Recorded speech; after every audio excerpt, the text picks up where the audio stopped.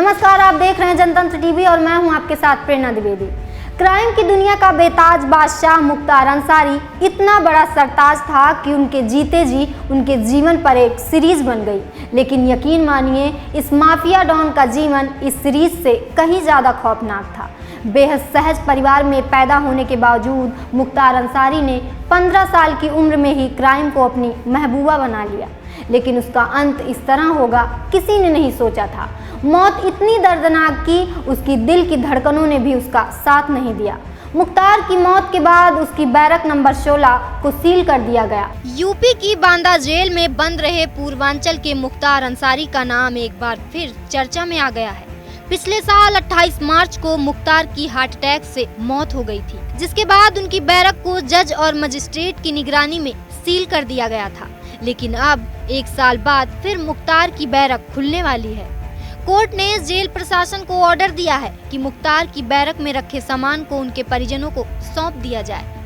बकायदा इसकी वीडियोग्राफी कराई जाएगी। एक मजिस्ट्रेट की मौजूदगी में लिखा पढ़ी में सामान सौंपा जाएगा, जिसके लिए जेल प्रशासन ने कोर्ट का ऑर्डर मिलने के बाद मुख्तार अंसारी के परिजनों को लेटर लिख दिया है। मुख्तार अंसारी की विगत वर्ष जो है 28 मार्च को डेथ हुई थी, जिसके बाद उनकी बैरक को जिसमें वो रह रहे थे, निरुद्ध थे, उसको सील करा के बंद करा दिया गया था। सारा सामान उनका उसी में था, क्योंकि मामला विचाराधीन था, जांच चल रही थी, सर्टेन कोर्ट्स में भी मामला चल रहा था। तो अब जो है लोअर कोर्ट ने उसमें डायरेक्शन दिए हैं कि उस बैरक के सील को खुलवाया जाए, प्रॉपर वीडियोग्राफी करवाई जाए। एक कमेटी गठित होगी मजिस्ट्रेट की अध्यक्षता में, जिसके सामने सारा सामान जो है निकाला जाएगा और उनके जो है परिजनों को सुपुर्द कर दिया जाएगा। रौब, रुतबा, रंगबाजी ये मुख्तार का अतीत था। ये उनके बेटों का आज होता अगर प्रदेश में योगी सरकार न होती। लेकिन ऐसा नहीं हुआ। 2017 में योगी सरकार और मुख्तार की मुख्तारी निकल गई और उसका अंत हो गया। 28 मार्च 2024 को मुख्तार की मौत हार्ट अटैक से हुई।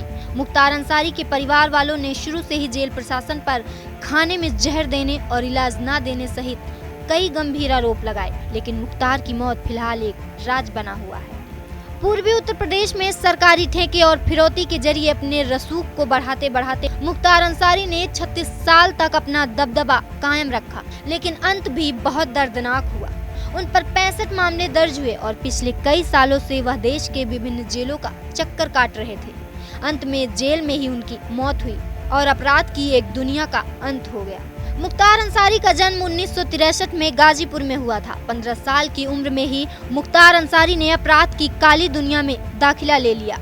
कानून के साथ उनकी पहली मुठभेड़ तब हुई जब उन पर गाजीपुर के सैदपुर पुलिस स्टेशन में आपराधिक धमकी देने का मामला दर्ज किया गया। इसके अगले 10 सालों तक वो मऊ और आसपास के इलाकों का कुख्यात अपराधी बन चुका था। एक दशक बाद 1986 में मुख्तार अंसारी के खिलाफ गाजीपुर के मोहम्मद पुलिस स्टेशन में मर्डर का मुकदमा दायर हुआ। इसके बाद अंसारी इतने तरह के अपराध करने लगे कि उनकी गिनती भी नहीं की जा सकती थी। अगले एक दशक उन पर हत्या समेत 14 और मामले दर्ज हुए। मुख्तार अंसारी का क्रिमिनल ग्राफ बढ़ता ही चला गया। दिलचस्प बात यह है कि इतना बड़ा अपराधी होने के बावजूद मुख्तार अंसारी को राजनीति में आने में कोई परेशानी नहीं हुई।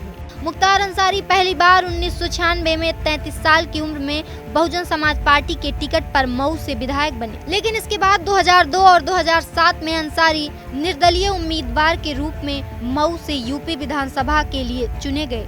2012 में उसने अपनी पार्टी कौमी एकता दल बना ली और मऊ से फिर विधायक बने। 2017 में एक बार फिर अंसारी इसी सीट से जीत गए। अपनी दबंगई के बदौलत एक विधायक के तौर पर वो हर बार जीतता रहा और जिसने भी उसके खिलाफ आवाज उठाई वह उसे अपने रास्ते से हटाता चला गया।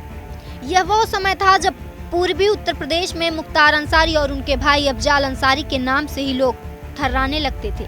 लेकिन जब मुख्तार अंसारी के बुरे दिन की शुरुआत हुई तो उन पर हर तरह से मुकदमे ही मुकदमे होते चले गए और सीएम योगी का शिकंजा कसता चला गया और मुख्तार की मुख्तारी निकल गई। मुख्तार तो मिट्टी में मिल गया, लेकिन उसकी चर्चाएं आज भी जिंदा हैं। मुख्तार की मौत जहर से हुई या हार्ट अटैक से, आज भी उसी के साथ दफन है। लेकिन सवाल अब भी यही है कि आखिर बैरक नंबर 16 अभी तक सील क्यों है? और अब जब बैरक नंबर 16 खुलेगी तो क्या मुख्तार के सारे काले कारनामे बाहर आएंगे? इस पर रहेगी हमारी पैनी नज़र। तब तक आप देखते रहिए जनतंत्र टीवी।